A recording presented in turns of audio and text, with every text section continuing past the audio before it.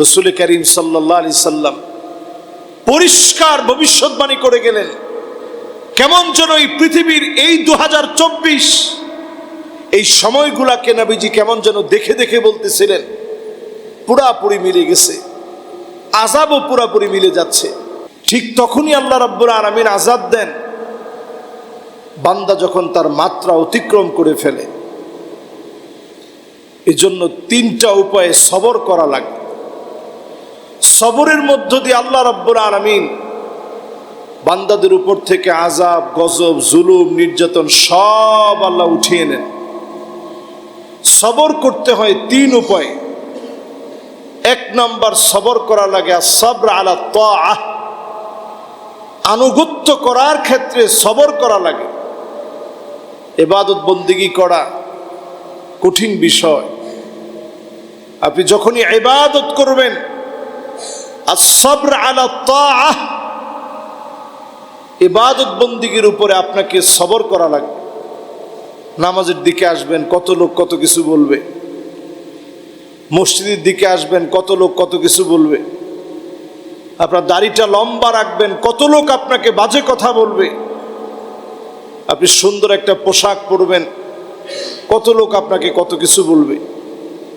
as-sabr আলা তাআহ, নফসের সাথে প্রচন্ড মুজাহাদা করে যখন আপনি সবর করবেন, এই সবরের মধ্য দিয়ে আল্লাহ রাব্বুল আলামিন আমাদেরকে রহম দান করবেন। 2 নাম্বার as-sabr আনিল মাসিয়া, ধৈর্য ধরা লাগে গুনাহ থেকে বেঁচে থেকে।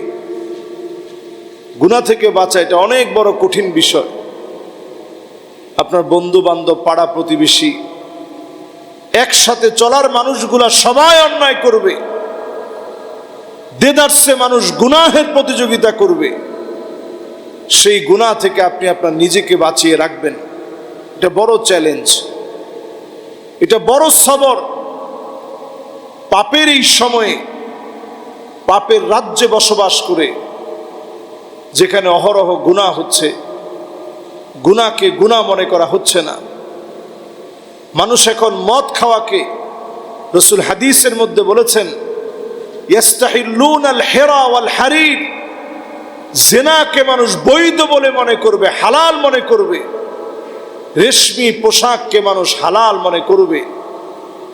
রাসূল বলছেন এরপর মানুষের মধ্যে এমন প্রবণতা আসবে, আল খামরা ওয়াল মাআজিফ, মদকে মানুষ বৈধ মনে করে খাবে, গান বাজনাকে মানুষ বৈধ মনে করবে। এখনকার সময়টা এমন, দেখবেন মানুষ খুশি মনেই বলে যে একটুখানি ড্রিঙ্ক করে, একটুখানি আনন্দ ফুর্তি করতেছে, একটু মিউজিক শুনতেছে, অসুবিধা কোথায়? এগুলোকে যখন মানুষ হালাল মনে করবে, আল্লাহর পক্ষ থেকে আযাব আসবে। আমার কাছে মনে হয় আমরা সেই আযাবের ভিতরে আছি, পুরো আযাবের ভিতরে আমরা আছি। সারা বাংলাদেশে কি পরিমাণ আল্লাহর কাছে ফরিয়াদ করার পর মালিক আমাদেরকে একটু বৃষ্টি দিলেন, একটু রহম দান করলেন। আদৌ কি পেরেছি আমি আল্লাহর দিকে ফিরে আসতে? কোরআনুল কারীম আল্লাহ রাব্বুল আলামিন বলছেন أولا يرون أنهم يفتنون في كل عام مرة أو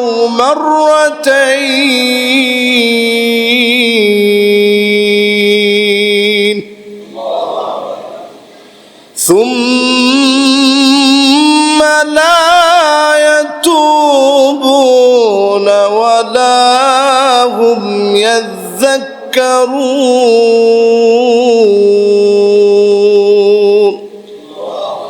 প্রত্যেকটা বছরে একবার অথবা 2 বার আমি আল্লাহ তোমাদের উপরে পরীক্ষা নিই। সুম্মা লা ইয়াতুবুনা ওয়ালা হুম ইয়াযাক্কারুন, এরপরেও তোমরা গুনাহ থেকে ফিরে আসো না, আমি আল্লাহর কাছে তওবা করো না, আমি আল্লাহকে একটুখানি স্মরণ করো না, আল্লাহর কাছে একটুখানি কান্নাকাটি করো না। এই যে আযাবের মধ্যে আমরা আছি, আযাব গজবের এই সময়ে আল্লাহর কাছে যদি আমি আপনি ফিরে আসি, আমি আপনি যদি তওবা করি, আল্লাহকে যদি অধিক পরিমাণে স্মরণ করি, সবর করা যদি শিখি, গুনাহ থেকে নিজেকে যদি বিরত রাখি, আনুগত্যের উপরে যদি নিজেকে প্রতিষ্ঠিত করি, তৃতীয় নম্বরে as-sabr ইনদামা সাদামাতিল উলা, প্রথম আঘাতই আল্লাহ রাব্বুল আলামিন কোন একটা বিপদ দিয়েছেন, আপনি প্রথম আঘাতই বলেন আল্লাহ বিপদ আপনি দেন, বিপদ আপনি উঠায় নেবেন।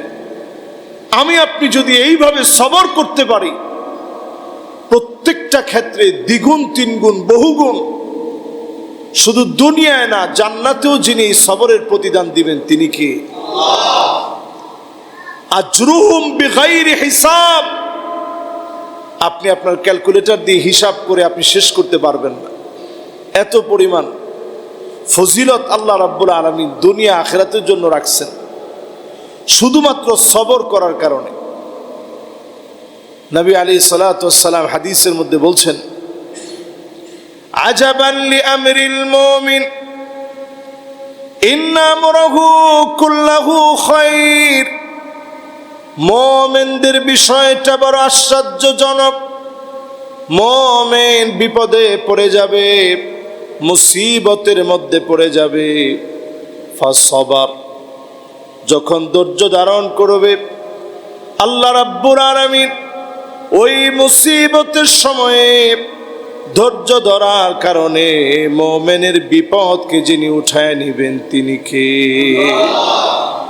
আবার যখন আল্লাহ রাব্বুল আলামিন কোন রকমের শুভ সংবাদ দিবেন, মুমিন কৃতজ্ঞতা আদায়ার্থে আল্লাহ পাকের শুকরগুজারি আদায় করবে, ফাকানা খায়রুন লাহুম। এই কৃতজ্ঞতা আদায় করার কারণে মুমিনকে আল্লাহ পাক নিয়ামত আরো বেশি বাড়ায় দিবেন, নিয়ামতের ভিতরে পূর্ণ বরকত আল্লাহ দান করে দিবেন। সুবহানাল্লাহ। এই জন্য আজকে যারা আমরা সলাতুল জুমায় যারা আজকে আসছি, সুন্দর পোশাক পরে আসছি, ঈদে যেরকম আমরা সুন্দর সুন্দর পোশাক পরি, জুমায়ও আমরা চেষ্টা করি একটু ভালো জামাটা পরতে, ভালো পাঞ্জাবি যেটা আছে, টুপিটা যেটা ভালো আছে, আতর মেখে সুগন্ধি মেখে সবাই আমরা জুমার জন্য প্রস্তুতি নিয়ে আসি। যারা জুমায় আসছেন, বিনয়ের সঙ্গে আপনাদের কাছে আরজি, আল্লাহ রাব্বুল আলামিন যতগুলো কারণে এই জমিনের মধ্যে শাস্তি দেন, এর একটা কারণও বাদ নেই। অন্য কোন নবীর উম্মত এই কারণগুলো পুরা করলে তৎক্ষণাৎ শাস্তি আসতো, আল্লাহ একদিনও দেরি করতেন না শাস্তি দিতে, একদিন। অন্যান্য নবীর উম্মত একদিনও ছাড় পেতেন না যে কাজগুলা করার পরে। আজকে মিলিয়ে দেখেন, সব কাজ আমাদের মধ্যে চলে আসছে। এক এক করে যদি আমি বলি, এক হাদিসের মধ্যে নবী আলাইহিস সালাতু ওয়াস সালাম লা ইয়াকুনান্না আকওয়ামুন মিন উম্মতি, অবশ্যই আমার উম্মতের ভিতর থেকে এমন কিছু উম্মত বের হবে, ইস্তাহিল্লুনাল হিরা ওয়াল হারির, যারা জেনা ব্যভিচারকে বৈধ মনে করবে, রেশমি পোশাক যারা পরবে, ওয়াল খামরা ওয়াল মাআজিফ, মদকে যারা বৈধ মনে করবে, গান বাজনাকে যারা বৈধ মনে করবে, এই উম্মতের উপরেই আল্লাহর পক্ষ থেকে শাস্তি আসবে। যদি প্রশ্ন করি, এই স্বভাব চারোটা এখন আমাদের ভিতরে আছে না নাই? আছে। আল্লাহর হাবিব অন্য হাদিসের ভিতরে বলেন, কখন শাস্তি আসবে? ইযা তুখিজাল ফাইয়ু দুআলা, অধিকাংশ জায়গায় দেখবেন জনগণের হক নষ্ট করা হবে। নবী আলাইহিস সালাতু ওয়াস সালাম হাদিসের মধ্যে বলছেন, এখন বলেন তো দেখি, জনগণের হক নষ্ট করা হয়, হাদিসের এই অংশ এখন পুরা হইছে না হয়নি? নবী আলাইহিস সালাতু ওয়াস সালাম বলছেন, ওয়াল আমানাতু মাগনামা, এমন সময় আসবে আমানতের খেয়ানত হবে সর্বত্র, আমানতদারিতা থাকবে না, পুরাপুরি মিলে গেছে। নবী আলাইহিস সালাতু ওয়াস সালাম এরপরে বলছেন ওয়াজ যাকাতু মাগরামা, যাকাত মানুষের কাছে অভিশাপ বলে মনে হবে। নবী আলাইহিস সালাতু ওয়াস সালাম বলছেন ওয়া তুউল্লিমাল ইলম লিগাইরিদ দ্বীন, মানুষ দিন শিখবে, নিজেকে আলেম বানাবে, সত্যিকারে আল্লাহর জন্য আলেম হবে না, শুধু দুনিয়ার জন্য আলেম হবে, দুনিয়া অর্জনের জন্য আলেম হবে। লোকে আমার ছেলেকে বড় আলেম বলবে, এই জন্য অনেক বাপ ছেলেকে আলেম বানাবে। লোকে আমার ছেলেকে বড় বক্তা বলবে, এই জন্য অনেকে আলেম বানাবে। আলেম হওয়া লাগবে শুধুমাত্র আল্লাহর জন্য, শুধুমাত্র আল্লাহর জন্য। এরপরে বোনাস আল্লাহ যেটা দিবেন, এটা আল্লাহ আমারে দিছেন, আল্লাহ কোন আলেমকে দিছেন, আল্লাহর পক্ষ থেকে এটা নিয়ামত। লা তুসআলুন্না ইয়াউমাইযিন আনিন নাঈম, চুলচেরা আল্লাহর কাছে আলেমের হিসাব দেওয়া লাগবে। কত আলেম সেদিন আল্লাহর কাঠগড়ায়, সেদিন আল্লাহর কাঠগড়ায় বিচারের সম্মুখীন হবে। কত আলেমের মাথা সেদিন নিচের দিকে দিয়ে পা উপরের দিকে দিয়ে ঝুলিয়ে ফেলা হবে। কত আলেমকে দিয়ে জাহান্নাম উদ্বোধন করা হবে। ওই আলেম আল্লাহর কাছে সেরা হবে। আলিমুন মুস্তামিলুন ইলমাহু, যেই আলেম তার ইলম কাজে লাগিয়েছে, যে আলেম যা শিখছে, যা পড়ছে, সেই অনুপাতে নিজের জীবন পরিবর্তন করেছে, সেই আলেম আল্লাহর কাছে বড় সফল হবে। সেই আলেম আল্লাহর কাছে বড় দামি হবে। সেই আলেম আল্লাহর কাছে বড় মর্যাদাপূর্ণ হবে। আলেমদেরকে আল্লাহ বড় ভালোবাসবেন, সম্মানিত করবেন। ওই আলেমকে, যে আলেম আল্লাহরে বড় ভয় করছে। এখনকার সময়টা তো এমন, আমরা ভাইরাল হওয়ার জন্যে আপ্রাণ চেষ্টা করি। কত হাজারো ভাইরাল সেদিন আল্লাহর দরবারে আফসোস করে বলবে, আল্লাহ কেন এই চেষ্টা আমি করছিলাম, এই প্রচেষ্টা কেন আমার ভিতরে জন্ম নিয়েছিল। দুনিয়ার জীবনের রিয়া, লোক দেখানো কর্মকাণ্ড কত মানুষের আমল ধ্বংস করে দিবে। এটা আযাব আসার অন্যতম একটা কারণ। আযাব আসার কারণ আতা আর রাজুলু ইমরাআতাহু, এমন সময় আসবে স্ত্রীর কথায় স্বামী উঠবে বসবে, স্ত্রী যা বলবে স্বামী তাই করবে। বৃদ্ধাশ্রমে যতজন আছে আপনি গিয়ে খবর নিয়ে দেখেন, অধিকাংশ জনই মা বাপকে করতে পারে না, স্ত্রী করতে দেয় না।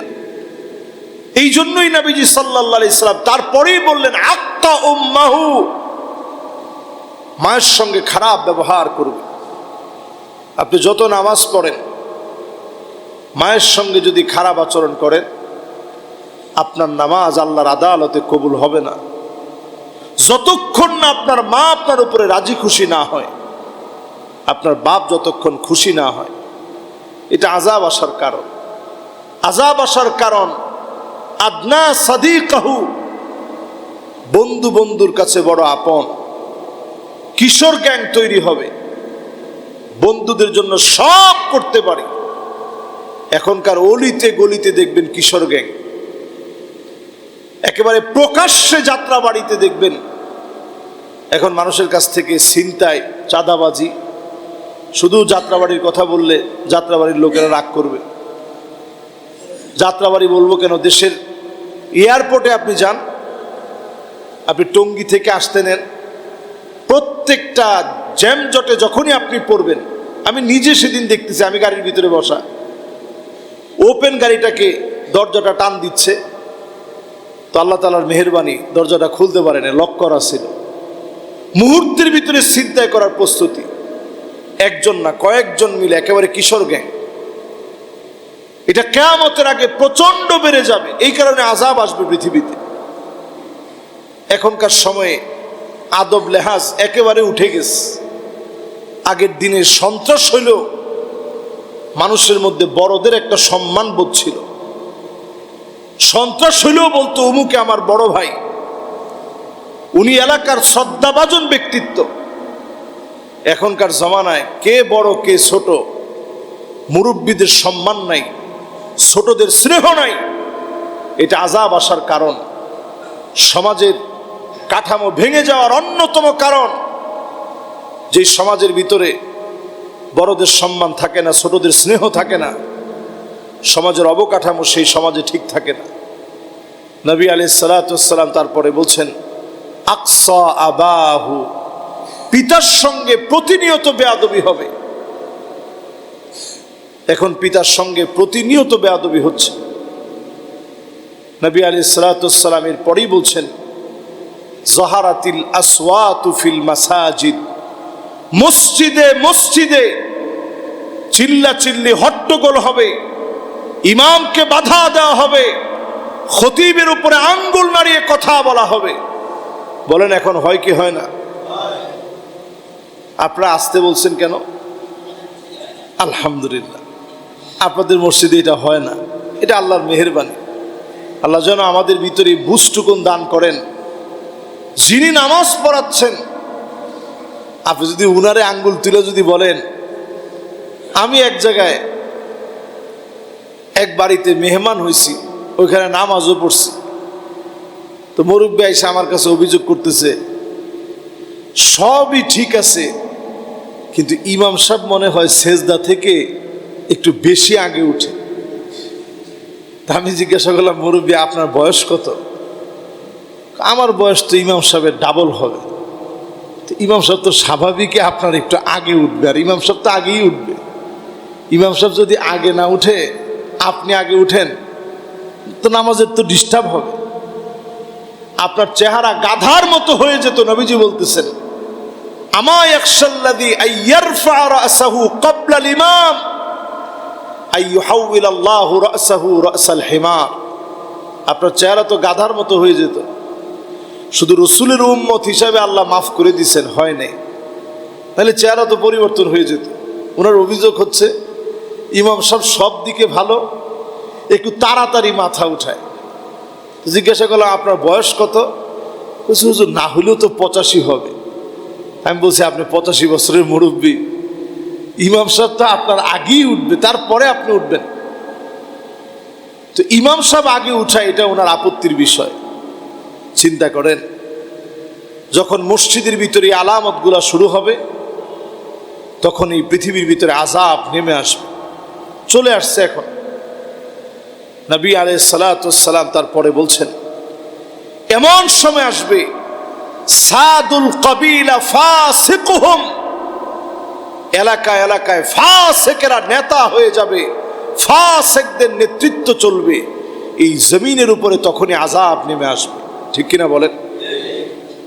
নবী আলাইহিস সালাতু ওয়াস সালাম তারপরে বলছেন, জাইমুল কওমি আরজালুহুম, বড় বড় লিডার যাদেরকে মনে করি, এরা যখন দুশ্চরিত্র লম্পট হবে, জাতির উপরে তখন আযাব আসবে।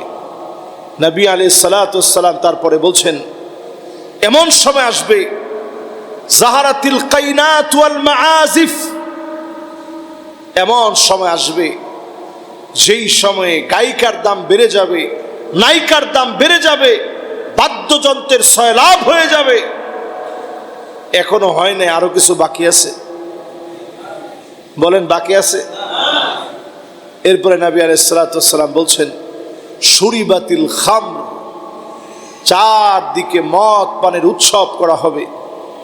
উকরিমার রাজুল মাখাফাতা শাররিহি, মানুষ খারাপ হওয়ার পরেও তার সন্ত্রাসী কর্মকাণ্ডের ভয়ে মানুষ তারে সালাম দিবে, সম্মান করবে। দিল থেকে কখনো সালাম আসবে না। সালাম দিবে তার অস্ত্রের ভয়ে, সালাম দিবে তার ক্ষমতার ভয়ে, সালাম দিবে তার গুন্ডামির ভয়ে, সালাম দিবে তার চাঁদাবাজির ভয়ে, সালাম দিবে গোপনে মামলা করতে পারে এই ভয়ে সালাম দিবে। এরকম আমাদের দেশেও এরকম বদলোক আছে না নাই?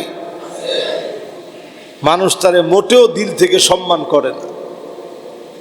এরপরে নবী আলাইহিস সালাতু ওয়াস সালাম বলছেন, ওয়ালাআনা আখিরু হাযিহিল উম্মাহ আউওয়ালাহা, এমন সময় আসবে আগেকার বড় বড় আলেমদেরকে মানুষ গালিগালাজ করবে, আগেকার বড় বড় আলেমদেরকে মানুষ জঙ্গি বলবে, মৌলবাদ বলে আঙ্গুল তুলবে। এরকম দুঃসাহস জমিনের উপরে যখন হবে, তখন জমিনের উপরে কি শাস্তি আসবে একটু মিলায় নেন। ফালইয়ারতাকিবু ইনদা যালিকা রিহান হামরা, চতুর্দিক থেকে বাতাস গরম হয়ে যাবে, আগুনের মতো হয়ে যাবে। আজকে একটু তাকায় দেখেন, মেশিন দিয়ে পানি দেওয়া লাগে আমাদের দেশে, মেশিন ব্যবহার করে স্প্রে করা লাগে। এখন চিন্তা করতেছে কৃত্রিমভাবে বৃষ্টি আনা যায় কিনা। আহারে, বৃষ্টি এমন হওয়া হয়েছে আমাদের দেশে, আমরা বলছি আল্লাহ আর কত বৃষ্টি দিবেন। সেই দেশে এখন কালকে বৃষ্টি হওয়ার পরে একেবারে মিশরের কথা আমার মনে পড়ে গেছে। কালকে বৃষ্টির ছিটা ফুটা যখন শুরু হয়েছে, মানুষ রাস্তায় নেমে গেছে। যুবক একটা ইয়ং জেনারেশন কয়েকজন মিলে যখন আড্ডা দিচ্ছে, জিজ্ঞাসা করতেছে কেউ তোমরা তো বৃষ্টিতে ভিজতেছ? কয় নিয়ত করছি যতদিন বৃষ্টি হবে প্রতিদিন আমরা ভিজার চেষ্টা করব। মানে মানুষের কাছে এটা মনেই হয়েছে বৃষ্টি মনে হয় আর হবে না, এত পরিমাণ অন্যায় আমরা করে ফেলছি, আল্লাহ মনে হয় আর বৃষ্টি দিবে না। এরপরেও আল্লাহ দয়া করেন, মায়া করেন। কেন করেন? কারণ আল্লাহ আমাদেরকে বড় ভালোবাসেন, বড় ভালোবাসেন। এই দেশটারে আল্লাহ বড় পছন্দ করেন, আল্লাহ বড় রহম করেন। বারবার আল্লাহ ছাড় দেন। এই যে শাস্তিটা আসবে, চারদিক গরম হয়ে যাবে, পুরা মিলে যাচ্ছে। খাসফান ওয়া মাসখা, চারদিকে ভূমিকম্প শুরু হবে, সিরিজ ভূমিকম্প চলবে, একটার পর একটা লাগাতার ভূমিকম্প চলবে। এরপর নবী আলাইহিস সালাতু ওয়াস সালাম বলছেন, জায়গায় জায়গায় বিপদ সংকেত বেড়ে যাবে। আমেরিকার দিকে তাকায় দেখেন, টর্নেডো লন্ড বন্ড করে দিয়েছে। এমন দৃশ্য পৃথিবীতে বারবার দেখা যায় না, এত ভয়াবহ টর্নেডোর কবলে পড়েছে। আপনি দুবাইয়ের দিকে তাকায় দেখেন, মদিনার দিকে তাকায় দেখেন, যেদিকে চোখ দিবেন এই সময়টাতে শুধু আযাব আর আযাব। আল্লাহ এমনিতে আযাব দেন না, এই আযাব আসার কারণ পুরাপুরি আমরা বাস্তবায়ন করেছি, আমরা হাত দিয়ে অর্জন করেছি। নবী আলাইহিস সালাতু ওয়াস সালাম তারপর বলছেন, এমন সময় আসবে মানুষ উপর থেকে পড়ে আত্মহত্যা করবে, মারা যাবে, মানুষের চেহারাগুলা বিকৃত হয়ে যাবে, চেহারার নাক বেঁকে যাবে, ঠোঁট বেঁকে যাবে, চেহারার আকার আকৃতি পরিবর্তন হয়ে যাবে, ছেলে মেয়ে হয়ে যাবে, মেয়ে ছেলে হয়ে যাবে। কিয়ামতের আগে এই বিষয়টি বারবার ঘটবে। এখন চিন্তা করেন, ট্রান্সজেন্ডারকে আমাদের ভিতরে প্রবেশ করিয়ে দেওয়ার জন্যে হাজার হাজার কোটি ডলার, 20 বছর মারার পরেও আফগানিস্তানের মুসলমানদের হিম্মত কমাতে পারে নাই, বরং তাদের ইমানি হিম্মত আরো বেড়ে গেছে। আল্লাহু আকবার বলেন। আগে একটা সময় আমরা শুনতাম যে দেশটা কি আফগানিস্তান হয়ে গেছে। আরে মেয়ে, এখন আপনি যদি এই কথা বলেন মানুষ হাসবে। কোথায় বাংলাদেশ, কোথায় আফগানিস্তান, কিসের সাথে কি মিলান? এক সময় আমরা এটা বললে দেশটা কি আফগানিস্তান হয়ে গেছে, দেশটা কি মৌলবাদীদের। আর এখন আফগানিস্তান যদি আপনি হইতে পারতেন, আপনি সব দিকে বাঁচতেন। সেখানে তাপমাত্রা 16 ডিগ্রি সেলসিয়াস, সব দিকে প্রকৃতি তাদেরকে উজাড় করে দিচ্ছে, পাহাড় পর্বত সব আল্লাহ নেয়ামতে ভরপুর করে দিয়েছে। সুবহানাল্লাহ। অর্থনৈতিক সমৃদ্ধি আল্লাহ রাব্বুল আলামিন এত বেশি দিয়েছে, সারা দুনিয়া এখন তাদেরকে নিয়ে মাতোয়ারা। 20 বছর আমেরিকার সাথে লড়াই করে সোজা হইল কেমনে? যেই সিটিগুলোতে বসবাস করা পৃথিবীর জন্য অনুপযোগী, এর তালিকায় ঢাকা সিটি একেবারে শুরুর দিকে থাকে। আফগানিস্তানের তালিকা যদি আপনি করেন তাহলে আফগানিস্তান থাকবে 83 নম্বরে। তাহলে একটু আপনি চিন্তা করে দেখেন, 83 নম্বরে আফগানিস্তানের নাম, আর একেবারে শুরুর দিকে আমাদের বাংলাদেশের ঢাকা শহরের নাম।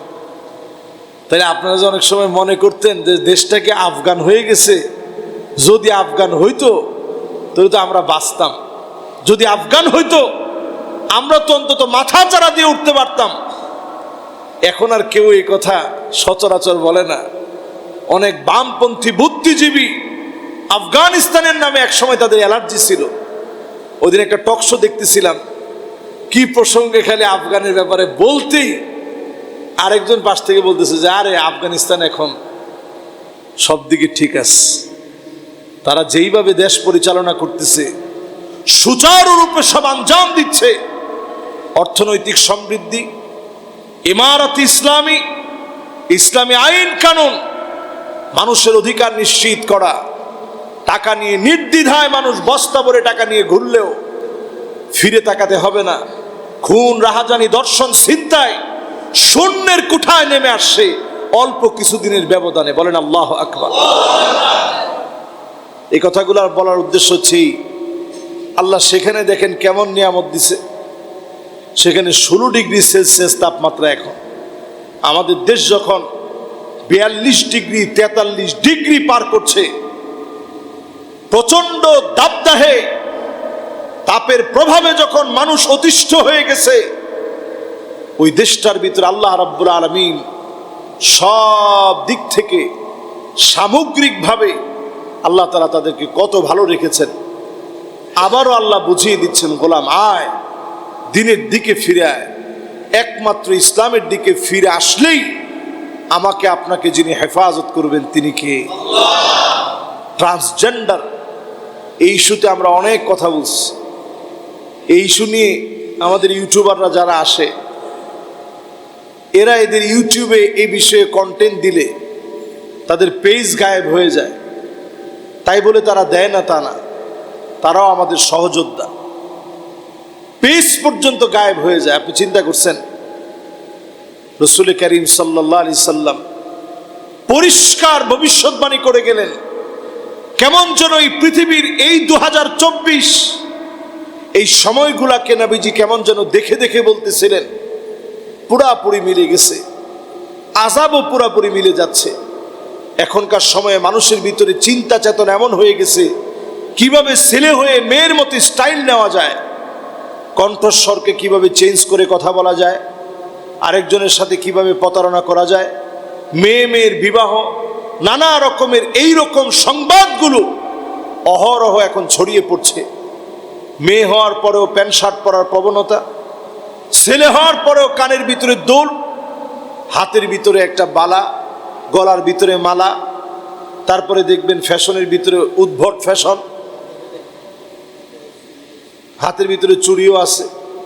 এ নানা রকমের ফ্যাশন, যেগুলো অলিখিতভাবে আপনাকে ট্রান্সজেন্ডারকে যে আমরা প্রমোট করছি তারই প্রমাণ স্বরূপ আমাদের যুবকরা ধ্বংসের দিকে চলে যাচ্ছে।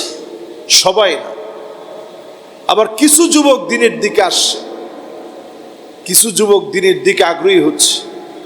আজকের এই জুমা থেকে উদারত আহ্বান জানাবো, আযাব একটা জাতি থেকে তখন উঠে যায় যখন ওই জাতি আল্লাহর দিকে ফিরে আসে, আল্লাহকে স্মরণ করে। এই মুবারক বরকতপূর্ণ জুমাতে আজকের কথাগুলোর উপরে রব্বে করিম আমাদেরকে আমল করার তৌফিক দান করুক, পড়ে না আমিন। যতজন আজকের কথাগুলো শুনলাম প্রত্যেককে আল্লাহ রাব্বুল আলামিন দিনের জন্য কবুল মঞ্জুর করেন, পড়ে না আমিন।